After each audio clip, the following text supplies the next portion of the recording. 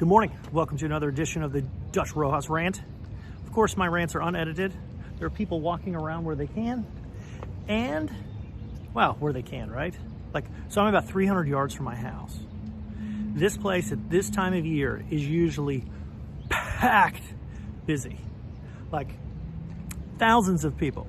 Imagine a New York City street and just go down there. It's just super busy. Obviously it's not. Everybody's at home, staying inside, wearing masks. I just took mine off. Mine's right here because I want to talk to you. All right, so what do I want to talk about in my wonderful rant? Two real things. One is I keep hearing the blame game. That's got to end. The blame is over. I don't care if you want to blame Cuomo, you want to blame Trump. It doesn't make any sense. It's not on them. It's not Abbott. It's not whoever these elected leaders are. I'm in healthcare, and I could give a rat's rear end about any politicians. I have yet to meet one elected official that even understands the basics of healthcare. If you say, tell me the difference between a hospital and a surgery center and a surgical hospital. No. What is a professional fee? No idea. What's facility fee? I mean, if you say what's an anesthesiology fee, they kind of figure that one out. But really, if you're asking basic questions tell me about a doctor's journey. What's an internship? What's a residency? What's a fellowship? No idea. What's the difference between a primary care doctor and a dermatologist? None whatsoever. No idea. Yes, do they know some of the conditions they treat? Sure. Do they know some of the treatments they might deploy or services they deploy? Sure. But if you said, I'm going to teach a healthcare 101 class, every single elected politician in the country, with the exception of some physicians, they'd fail. They'd fail monumentally. So the blame game is inconsequential, right? Whose fault is it that we don't have enough PPE? Whose fault is that? I hope this guy's far enough away from me. I really don't like it when people get close to me. I don't know what the problem is. Who's to blame? Well, I already know who's to blame. But it doesn't matter, does it? I can sure as heck tell you it's not some politician. It's closer to the voter. It's closer to every single person that's working through this tragedy with us.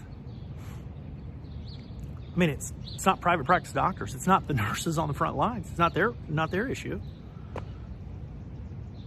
Is it pension funds?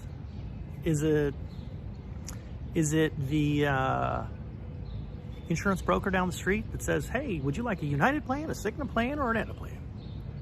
No, not his fault either, or her fault.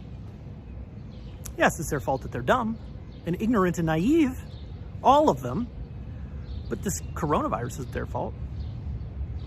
And the way that it's been made worse isn't their fault. So let's stop looking for the blame game and let's unite and figure out why and how we can fix this thing. Can we get some people to stop eating bats?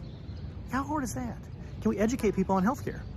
I want to understand why people pay $70,000 for a hernia when you can get one for 5 or 6 or 7 or 8, but you can get it for under 10 for certain, unless it's massively complicated, 3-4 standard deviations from the norm. It doesn't make any sense.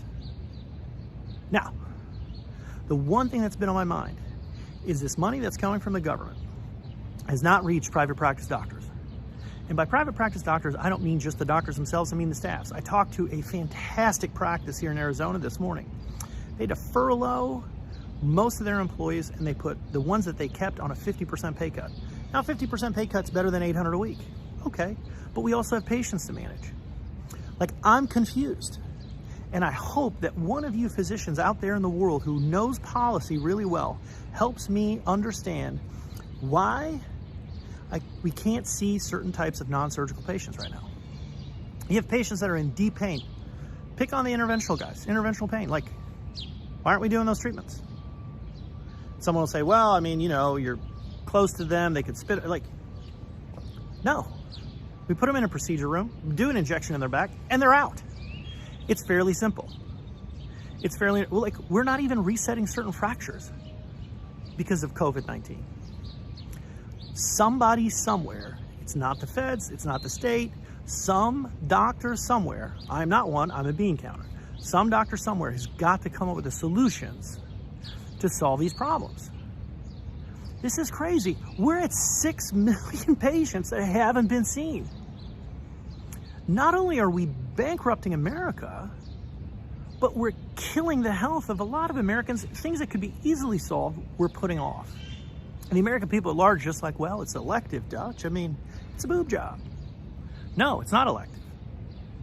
It's not. It's elective, but something else. It's elective, yet something else. I mean, if you need a hip replacement and you're in a significant amount of pain, what they're doing now is, well, we can do a pain injection. Well, why can't you just replace the hip? I don't really understand. If we're going to provide PPE to the doctors for the injection, why can't we then just do the hip replacement? What I'm trying to say is 6 million people are in a significant amount of pain. And generally we do perform medical treatments and services for those patients, and they're not being done. In the meantime, practices are going out of business. In the meantime, people are getting unhealthy. And I don't mean unhealthy by the choices that they're making in their own lifestyle, which really exacerbate the problem,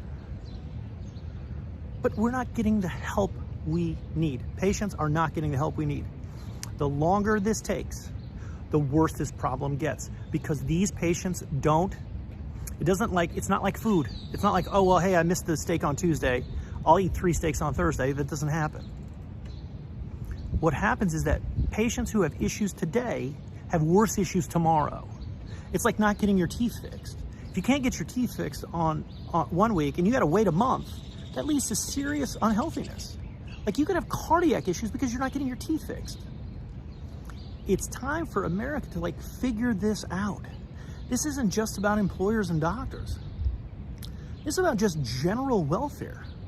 We're gonna have a significantly sick population when we don't treat the 4.5, 5 million patients a month that we're normally treating. Rojas out.